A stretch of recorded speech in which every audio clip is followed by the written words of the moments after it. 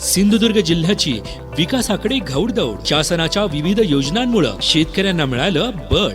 गोपीनाथ मुंडे शेतकरी अपघात सुरक्षा योजना. शेती करताना अपघातांची जोखीम कायम असते. अशा कठीण प्रसंगी शेतकरी कुटुंबाच्या पाठीशी ठामपणे उभी आहे. गोपीनाथ मुंडे शेतकरी अपघात सुरक्षा योजना.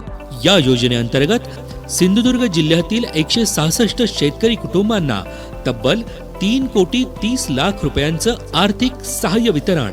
या सहाय्यामुळे अनेक कुटुंबांना मिळाला आर्थिक आधार. मुलांचे शिक्षण, घरखर्च आणि भविष्यासाठी मिळाली नवी आशा. अधिक माहितीसाठी तालुका कृषी अधिकारी कार्यालय किंवा कृषी विभागाच्या www.krishi.maharashtra.gov.in या संकेतस्थळाला भेट द्या.